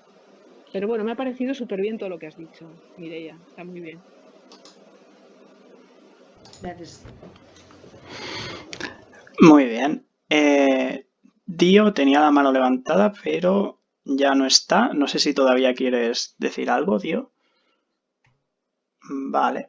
De momento pasamos a Elisa. Hola, bueno, yo me he conectado tarde, que he tenido algunos problemillas, pero estoy estudiando educación social también. Y bueno, respecto a lo que ha dicho Mireia, A mí me gustaría añadir un pequeño comentario, y es que creo que a veces puede ser peligroso como buscar la utilidad siempre de todo conocimiento que recibimos, porque, o sea, creo que se puede caer como en un funcionalismo educativo, ¿no? Que puede bañar como, o sea, como que si no sirve para algo, ya no es bueno o necesario, ¿no? Y a veces es como muy subjetivo y, bueno, que tenemos como un tinte como muy positivista, ¿no? De lo que es útil y lo que no lo es, y creo que es importante tener esta visión más amplia de lo que es útil y de lo que no. Sí, me parece una buena observación. Hay este libro, ¿no?, de Giorgio Nardone, la utilidad de lo inútil, que justamente plantea esta cuestión. Creo que hemos perdido un poco tu sonido, Ana. Ay, Ahora me parece que ha vuelto. sí. No, estaba diciendo que este libro de Giorgio Nardone, La utilidad de lo inútil, plantea justamente esta cuestión. Vale, de acuerdo. Muy bien, pues merci Elisa por la intervención. Chari, adelante. Hola, buenas tardes. Hola. Yo creo que soy un poco diferente de momento hasta ahora porque yo me dedico a la ciencia en hepatitis y estoy haciendo el máster de formación de profesorado. Entonces, estoy muy contenta de que hayáis creado este grupo porque la verdad, no sé, me ha gustado de poder compartir ideas más de pedagogía o de psicología, filosofía, porque es algo que me coge, pues en mi día a día no lo hablo, no lo trato y para mí, no sé, felicidades porque haya tirado adelante el proyecto, ¿no? Y bueno, también Ana, gracias por la charla. Y entonces a mí mi pregunta va en relación un poco con la ciencia, porque cuando ha dicho Ana lo de que la ciencia es otra manera de como ser Dios, ¿no? Nos acogemos a los resultados científicos como algo seguro para poder dar una explicación, ¿no? Y en la educación también se basa en unos contenidos, en algo que científicamente se ha probado. Entonces, ¿qué diría Nietzsche sobre, o sea, porque a mí me crea un poco el decir, no tenemos que tener como, o sea, frente al vacío que se genera delante y si no nos acogemos a nada que nos dé seguridad, ¿cómo se plantea la pedagogía con una visión de Nietzsche? ¿Cómo la enfocaría él sin acogerse a nada que sirviera, ¿no? de eso, como a un absoluto? Y muchas gracias. Gracias, Tari. Realmente es una muy buena pregunta. La pedagogía tiene que dar puntos de vista y tiene que proporcionar al alumno referentes, principios, formas de ser y debe ayudar a los alumnos a situarse en el mundo. El antropólogo catalán Lluís Duc usaba una expresión que uso yo también muy a menudo, que es empalabrar el mundo. La escuela tiene que ayudar a los niños a empalabrar el mundo, poner palabras a las cosas, hacer que este mundo exista. Lo que no podemos hacer es de entrada decirles, bueno, elijan lo que quieran, porque eso sería otra cosa, no la pedagogía. Entonces yo me refería no a la ciencia en sí misma, y los descubrimientos que la ciencia ha ido haciendo a lo largo de la historia y lo que se enseña en la escuela, en primaria, en secundaria, en bachillerato, de ciencia, no me refería a eso, sino que me refería a un determinado uso social de la ciencia, por eso he distinguido entre ciencia y cientismo, un determinado uso social de la ciencia que utiliza la ciencia como una forma de no plantear más preguntas, y eso es una manera de usar la ciencia contra la ciencia en sí misma. Por ejemplo, en estos tiempos de pandemia se están utilizando los protocolos y se están utilizando las estadísticas, que son muy importantes. ¿Por qué? Porque nos permiten situarnos. que si el índice acumulado, que si número de defunciones, que si número de casos,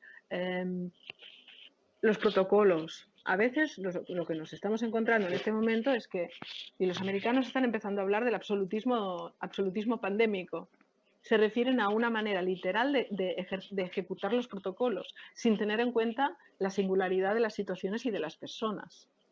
Entonces, cuando yo decía cientismo, me refería a esta idea de que si está probado científicamente no se puede discutir. Al contrario, un auténtico científico diría, precisamente porque se ha probado, hasta que otra persona no pruebe lo contrario, es provisional. Por lo tanto, efectivamente tienes razón que Nietzsche no se puede aplicar literalmente a la pedagogía de forma salvaje. Yo creo que Nietzsche da pistas más bien para la entrada en la adolescencia y la crisis de identidad y esta búsqueda subjetiva de unos referentes nuevos una vez han adquirido los referentes que se les ha dado. O sea, no me parece a mí que los padres tengan que preguntar a los niños si les interesa o no les interesa ir a la guardería a los 3 años. Si los padres deciden que van, van. No sé si me he explicado. Sí, totalmente de acuerdo contigo, Ana, gracias. Yo sí, cuando enfocaba la ciencia era un poco, no en el lo enfocaba un poco de si no tenemos ningún absoluto, ¿no?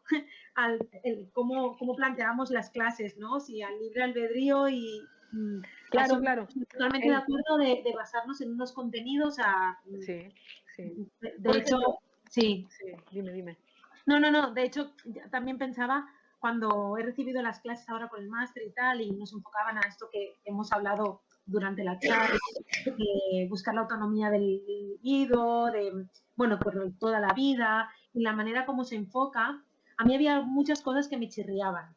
¿Y dónde están, no? ¿Y dónde está, pues eso, el saber leer, el poder saber leer o tener unos contenidos de base para luego todo lo demás, ¿no? Porque eso es realmente para mí lo que me da la libertad.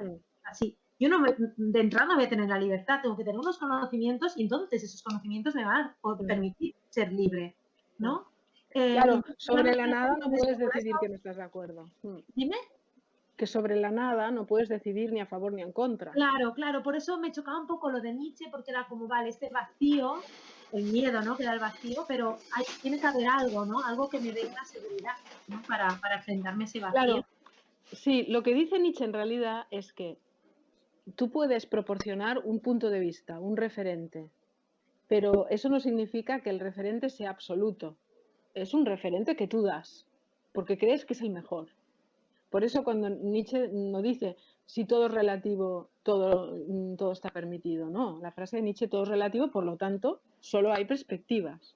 Por eso las escuelas tienen un proyecto pedagógico donde explicitan cuál es su perspectiva, pero no dicen que su perspectiva sea la única, ni una única verdad, ni una verdad absoluta.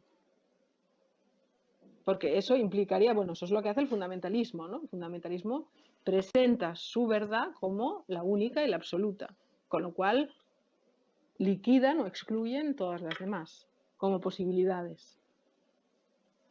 Esto es más complejo de lo que parece, planteado. Sí, pero se me ocurre, Ana, que aunque cada escuela tenga en su proyecto educativo ¿no? Una ideología, una manera, unos principios, luego la ley es la ley.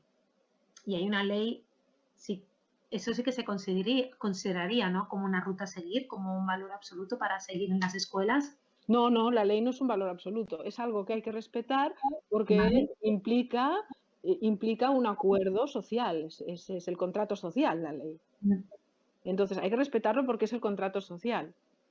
No es un absoluto la ley, pero no puedes enseñar a los niños que da igual, puedes no respetar la ley. No, la ley es la que hay, se puede cambiar, sí, pero nosotros aquí enseñamos esto. Y cuando seas mayor ya lo pensarás tú. Es un poco lo que plantea Hannah Arendt, que me parece que va a haber una conferencia también sobre Hannah Arendt. Hannah Arendt lo que dice es, nosotros tenemos que mostrar el mundo a los niños y niñas, mostrarles lo que hemos aprendido y lo que sabemos. Pero ellos cuando crezcan decidirán qué hacen con eso que les hemos transmitido y cómo transformarán o mejorarán el mundo desde su propio punto de vista. Muchas gracias, Ana. Nada, Xavi. Muy bien. Laia Balaguer. Hola, ¿qué tal? Hola. Soy Laia de segundo de pedagogía.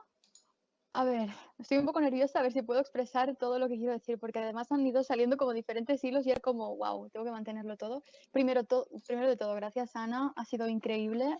Estoy como súper emocionada por esta nueva dinámica que se empieza, porque realmente creo que era un espacio que hacía falta en nuestra facultad de educación en la UB. Y bueno, estoy muy, muy, muy contenta de poder, bueno, compartir con vosotros. A ver, empiezo por algún sitio y voy como desarrollando, ¿vale? Cuando Chari ha sacado el tema del no absoluto, que yo también me lo he cuestionado cuando lo estabas explicando, hostia, yo quiero eso, ¿sabes? O sea, quiero no creerme nada, pero es muy complicado porque nos lo imponen todo. Entonces, yo cuando lo estaba escuchando me ha sonado a como, vale, pues tienes que tener la capacidad de cuestionártelo todo.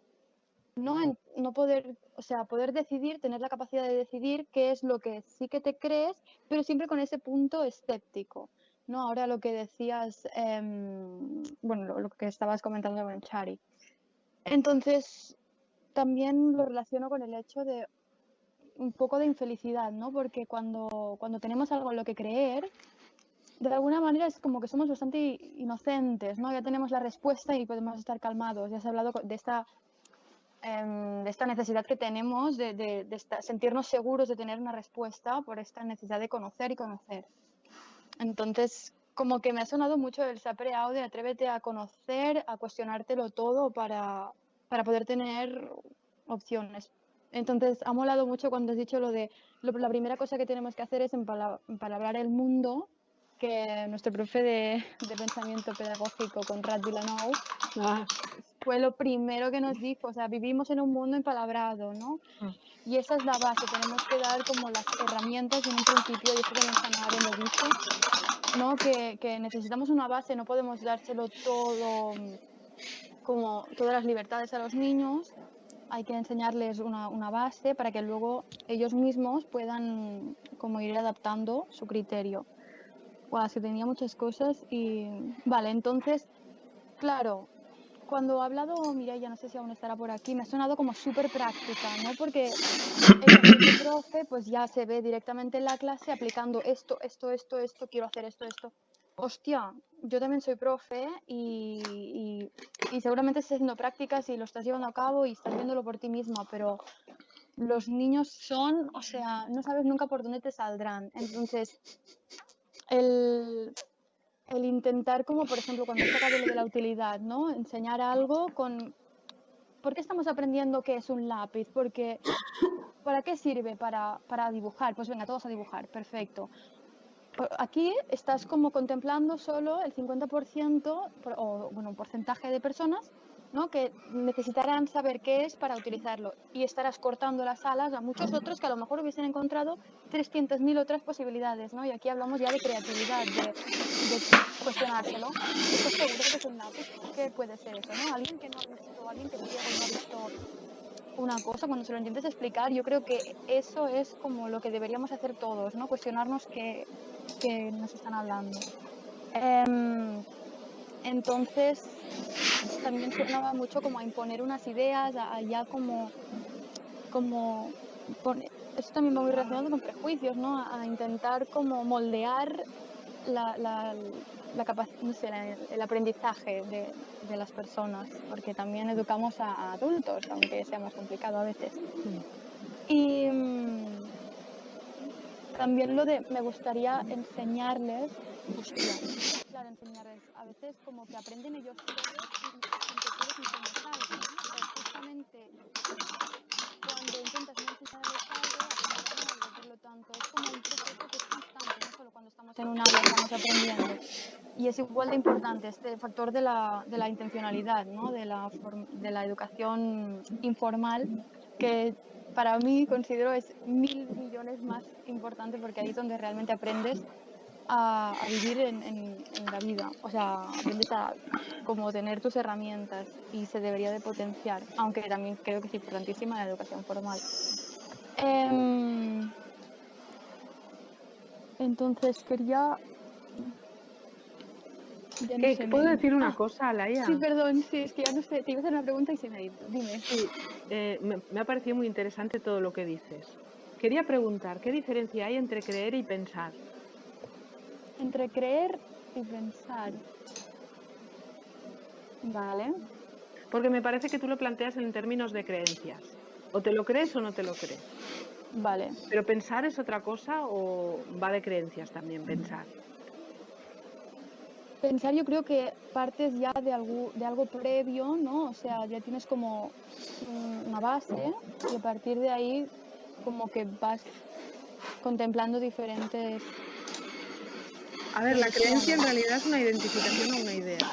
Tú te apuntas a un club o te apuntas a otro. Esto es la creencia, ¿vale? Y entonces vas con un carnet o vas con otro según tu creencia. Pensar no, pensar es agujerear la identificación. Muy bien. O sea, abrir un túnel para que la creencia se disuelva y aparezcan otras cosas. Que estas otras cosas se puedan elaborar de alguna forma. Estudiar, analizar, hablar con otros. Entonces yo creo que las creencias en parte es lo que hemos heredado de nuestra primera infancia y eso está bien porque no podríamos estar en el mundo sin una base que nos permitiera ubicarnos y bueno, lo básico que nos ha enseñado Sí, es eso. necesario. Y no se trata de cuestionarlo todo. No todo tiene que ser cuestionado. No todo tiene que ser cuestionado. Nietzsche no propone cuestionarlo todo. No. Nietzsche lo que propone es pasar por la experiencia del pensar, que no es necesariamente conocer las cosas, sino pensar. Pero primero necesitas tener un material sobre el que pensar. Tú no puedes pensar sobre la Ilíada y la Odisea si no las has leído y no las has discutido con alguien. No que te haya entrado examen, sino que las hayas discutido con alguien. Y yo creo que un poco la idea de Nietzsche es justamente esta, ¿no? Vivimos en un mundo muy de creencias, a lo mejor hay que pensar más en, bueno, cómo enseñamos a pensar, pero enseñamos a pensar a partir de algo que hemos transmitido, porque si no, pues si no sería la asociación libre en general, generalizada, y tampoco es eso lo que plantea Nietzsche, creo. Claro, entonces aquí es cuando he entrado como en conflicto porque ahora he visto, es que no veo bien los mensajes porque estoy con el móvil, pero he visto, hostia, la pedagogía de Niall, ¿no? De Summerfield, que me lo he leído ahora en el primer semestre y hay cosas que estoy muy de acuerdo y otras que no. ¿Cómo es que esta pedagogía ha podido triunfar? Porque realmente su propósito no era que las personas estuvieran, lo que has comentado de una especialidad, ¿no? De tener un grado para ser un especialista en algo con esta finalidad laboral, sino que él realmente creía que lo que necesitamos es ser felices y para eso dejar libertad, ¿no? Para guiarte por tus intereses y aprender de esta manera. Entonces es como que he encontrado que había bastante conflicto entre ellos dos, aunque realmente encuentro como sus dos propuestas súper interesantes. A ver, Neil, lo que hace en Summerfield, Neil, es dar entrada al punto de vista de los niños. Pero las normas son espartanas en Summerfield. Cuando los niños deciden que no se puede fumar, Neil no puede fumar y es el adulto. Y le dicen, no puedes fumar porque hemos decidido en una asamblea que no puedes fumar. No es que no es el laissez-faire, laissez-passer, no es una especie de cosa donde todo es posible. No, hay unas normas, lo que pasa es que están establecidas en la asamblea. Por eso decimos que es una experiencia de pedagogía autogestionada por los niños. Ahora bien, ¿qué pasa? Que en el centro, en Summerhill, se pone en evidencia que perder el tiempo es un elemento muy importante de la pedagogía. ¿Y quién es el valiente que hoy día se atreve a hacer eso? Y es algo que Rousseau, el mismo Rousseau en el Emilio, en el libro segundo del Emilio, Rousseau dice, lo fundamental en educación es ser capaz de aguantar que se pierda el tiempo. Porque la educación no es un procedimiento por el cual nosotros aplicamos unas técnicas y al final conseguiremos unos resultados muy rentables. O sea, Rousseau está en contra del rendimiento escolar. Sí. No en contra del rendimiento, sino en contra sino a favor del aburrimiento. Sí, a favor del aburrimiento, como saber estar con la mente también apagada, ¿no? De alguna manera, como... Sí. Bueno, jugar es un poco eso, jugar es un poco soltarse, ¿no? ¿Y cuál es el problema actual? Que las familias, los padres no saben, ni tienen tiempo, ni pueden, ni juegan con sus hijos, porque entre ellos tampoco juegan, digamos, en el sentido de dejar fluir un espacio diferente, ¿no? Donde algo surja de manera espontánea. Entonces, por lo tanto, pensar en lugar de creer y no todo hay que cuestionar. Okay. Perdón por alargarme tanto. Muchas gracias Gracias a ti, Laia, ha sido un placer. Muchas gracias, Laia. Especialmente el mensaje que nos has dedicado al principio. Bueno, y a todo el mundo que lo hace, la verdad. Vale, nos quedan 20 minutos. Voy a preguntar a las personas que tienen todavía la mano levantada si tienen mucha prisa por terminar a las 8 o por si nos podemos alargar un poco más. Dio, la Irene, Marc, no sé si tenéis mucha prisa por terminar a las 8 o tú, Ana. Yo sí, tendría que terminar a las 8. Vale. Pues son menos 20. 5 minutos por pregunta, entonces. Y ya estaría. ¿De acuerdo? Quedamos las 3 manos que quedan y acabaríamos más o menos a menos 5 si se alarga la pregunta al máximo. Hacemos un poco de cierre y ya estaría, ¿de acuerdo? Dio, a ver ese micro, si ya te funciona. En principio estás silenciado, ¿eh? Igual tienes que quitar eso. Buenas. Ahí está, hola. Vale, al final empezamos a hablar de muchas cosas y me acumulando contenidos y a ver si podré ordenarme. Bueno, me quedaré con la parte de la fragilidad existencial, que eso que has comentado de Nietzsche, ¿no? Que es curioso porque a partir de la fragilidad existencial, sin el absoluto, sin la idea absoluta que tenemos, ¿no? Con la muerte de Dios y que luego tenemos que buscar nuestros valores a llegar al superhombre con el camello, el león, el niño. Pero también se conoce la fragilidad existencial del hombre. Yo creo que eso siempre se ha conocido, ¿no? Desde los primeros tiempos con Moisés, con Jesús, con Platón, y que ellos querían de una cierta forma gobernar las cosas, ¿no? En aquellos tiempos querían pues poder gobernar, evitar que la gente se matase uno con los otros. Y ahora que más o menos nos hemos civilizado un poco más a un nivel que no sea tan bárbaro cuando antiguamente, pues podemos empezar como a atrevernos más, como quiere romper Nietzsche un poco con todo eso. Pero esa fragilidad existencial yo creo que siempre se fue considerada, ¿no? Y la educación sirve un poco como la limitación de nuestra libertad. Nos quita un poco las posibilidades, nos quita este vacío, ¿no? Para que no miremos este vacío, no nos perdamos en él, porque da miedo a los hombres, da miedo y claro, de una cierta forma tenemos que protegernos del caos. Y es ahí que entra Hannah Arendt, ¿no? que comentaste, ¿no?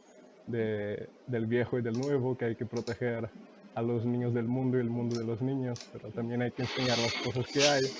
Y luego si quieren cambiar ellos, pues que ellos se cambien. Y tenía una pregunta, pero ya creo que me he perdido, que mis apuntes son un lío. A ver, no puedo comprender mi propia letra, bla, bla, bla. Claro, entonces, de una cierta forma, Nietzsche pues también habla que has dicho, de los juegos sagrados, ¿no? Y eso nos hace postergar, y quizás que por nuestra fragilidad existencial tenemos esa necesidad de postergar la ineludible misión de conocernos, de no sé si autón, de conocernos a nosotros mismos. Entonces la educación en la escuela tendría que enseñarnos a conocernos a nosotros mismos, o eso ya no es función de la escuela, digamos, eso es ya otra cosa, otro tema. Bueno, me parece una buena pregunta, Dio, muchas gracias. Una pregunta interesante. No sé si alguno de vosotros se acuerda de cuando aprendió a leer. No cómo os enseñaron a leer, por qué metodología, sino el momento en que por primera vez pudisteis leer una página o un texto.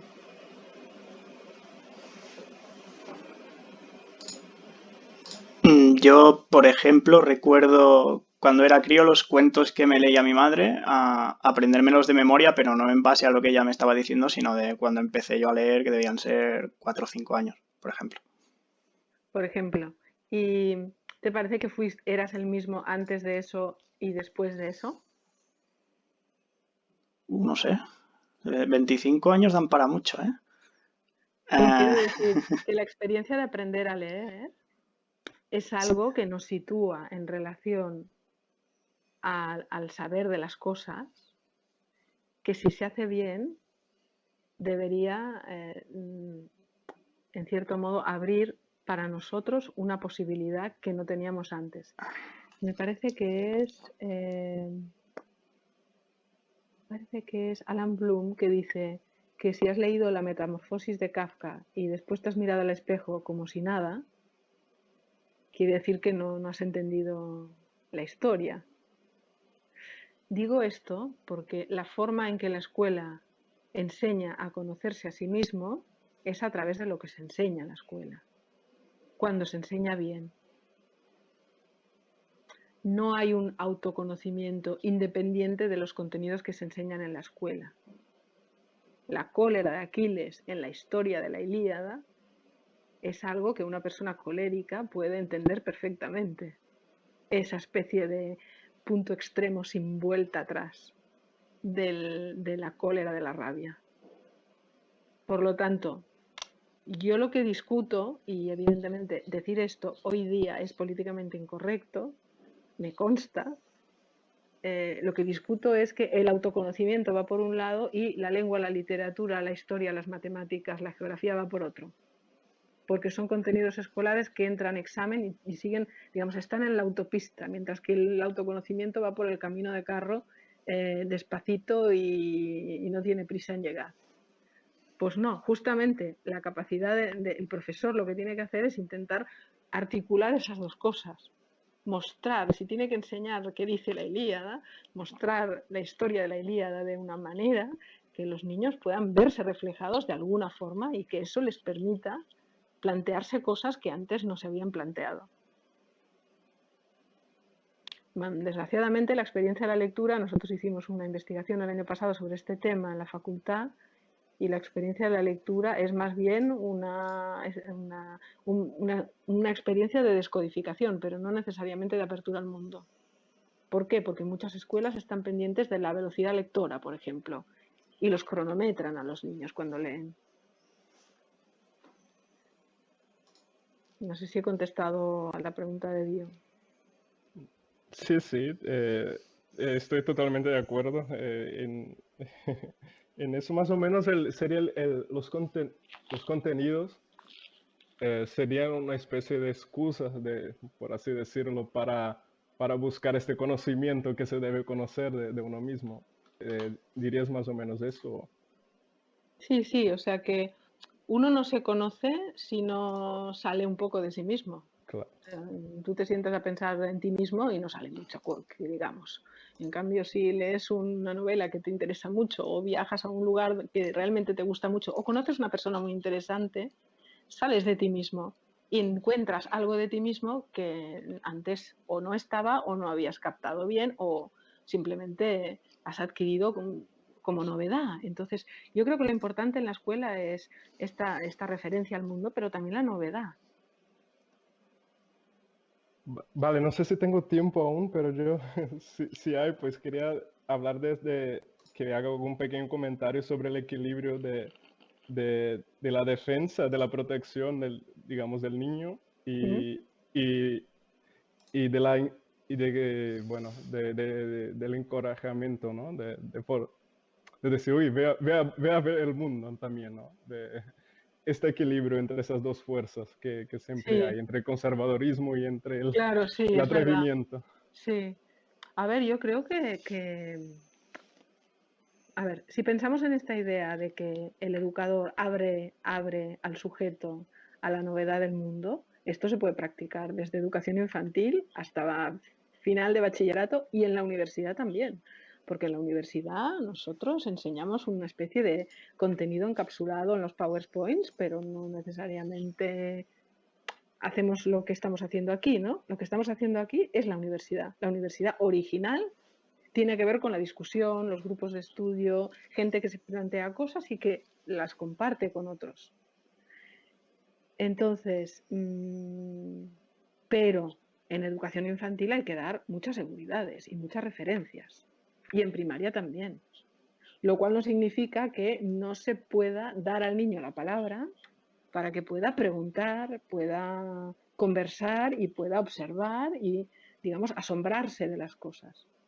El problema con la racionalidad técnico-instrumental es que antes de que el niño se asombre, ya está siguiendo un método. El método le sirve para taparle la boca. Con esto no estoy diciendo que el niño puede decir cualquier cosa, sino que, bueno, dar la palabra al niño implica poner en cuestión lo que nosotros estamos enseñando y la forma en la que lo estamos enseñando. En una de las jornadas de la Sociedad Francesa de Filosofía de la Educación en la que participé hace bastantes años, presenté una ponencia titulada El niño como obstáculo al discurso pedagógico. ¿Por qué? Porque el discurso pedagógico viene encapsulado, quiere salirse con la suya, entonces viene el niño y funciona como una especie como un tapón de cava que sale disparado, ¿no? Y entonces el discurso pedagógico debería movilizarse con esto. Y sin embargo actúa de forma impávida como la metodología, ¿no? El método no es garantía de verdad, pero sí es cierto que en los primeros años hay que dar muchas referencias y esto, digamos, es como cuando se construye una casa, hay que apuntalar los cimientos y luego se pueden ir subiendo los pisos, es una cosa progresiva. Después está la cuestión ideológica. Hay sociedades y grupos humanos más conservadores y sociedades y grupos humanos más progresistas y más abiertos. ¿Quién tiene la verdad? Bueno, depende. En el caso de Nietzsche diría, bueno, todos son perspectivas. Se puede pensar de distintas maneras. Lo preocupante y lo complicado en el momento actual es cómo hacer que la gente hable cuando está en posiciones muy opuestas o muy distintas.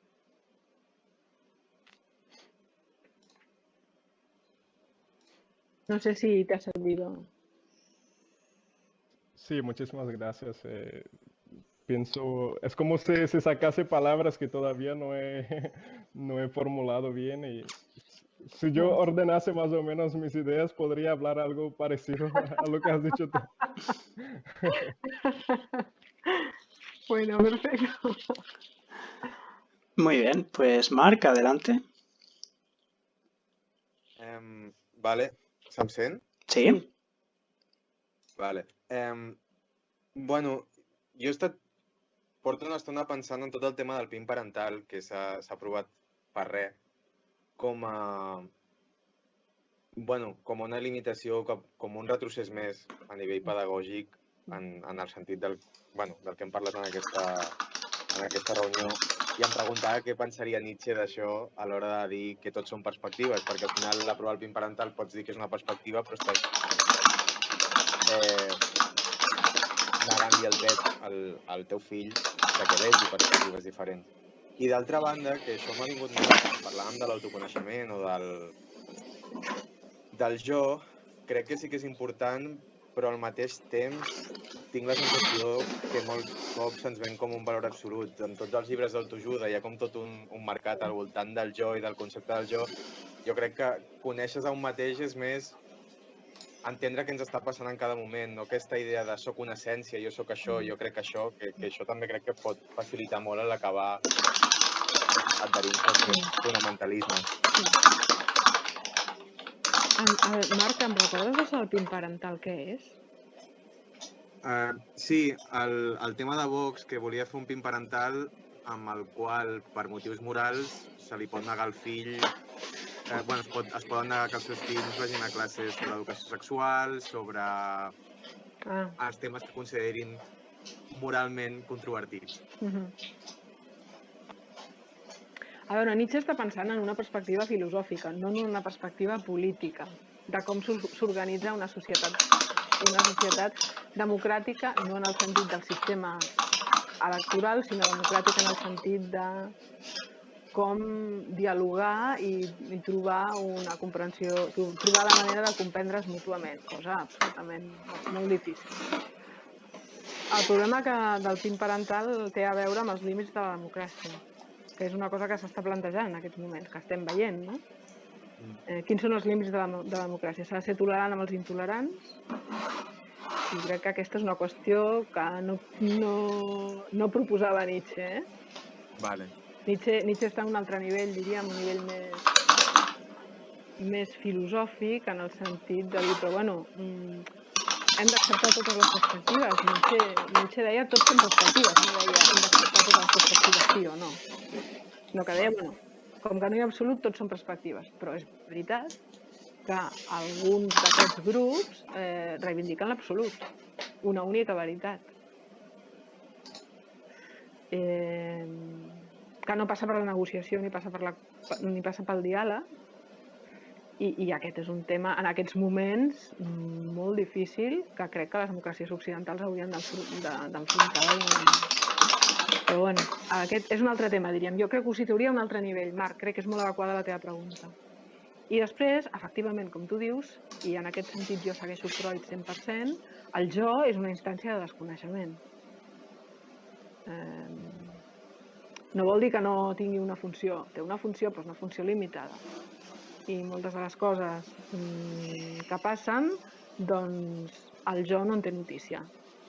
I les càpsules d'autoajuda i d'autoteràpia i de control són fórmules que pretenen resoldre la qüestió de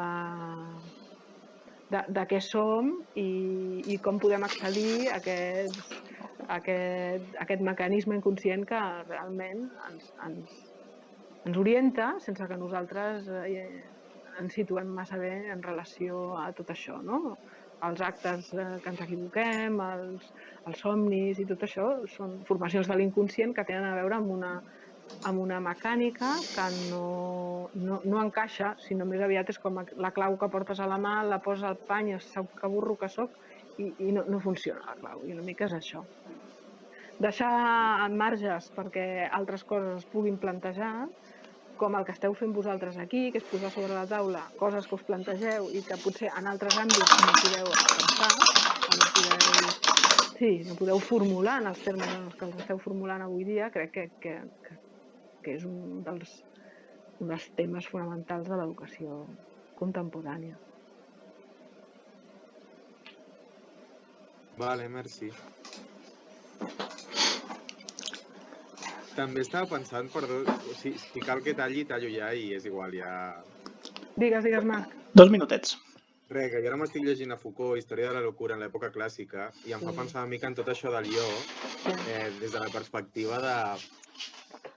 Hi ha certs jos normatius a nivell general, i el boig és el que surt d'aquest jo normatiu, de la manera correcta d'entendre el món. Exacte. I el nen una mica també, l'infant és una mica el que pregunta sense que la pregunta serveixi per res. Val. Merci. Muy bien. Pues hasta aquí la ponencia de la Ana. Muchas gracias a todos por venir. A la Ana ya nos ha dicho que se tenía que ir. El resto nos quedaremos un rato. Si alguien se quiere quedar para seguir comentando el tema un rato o darnos feedback de cómo ha sido la ponencia, del formato, de los tiempos y demás, estaremos por aquí un rato más. ¿Qué más? La siguiente dentro de 2 semanas, concretamente el 5 de marzo, tenemos la siguiente ponencia, Crisis en la educación y posmodernidad, con Gualbert Vargas, que está por aquí, por cierto. O no sé si se ha ido ya. Aquí está. Y nada, que muchas gracias a todos por venir, para el que se vaya ahora. Y que ha estado muy bien. Una pena que se pierdan los debates por el chat, pero bueno, es lo que hay. Y creo que iba a comentar algo más, pero se me ha ido. No sé si alguno de mis compañeros quiere decir algo.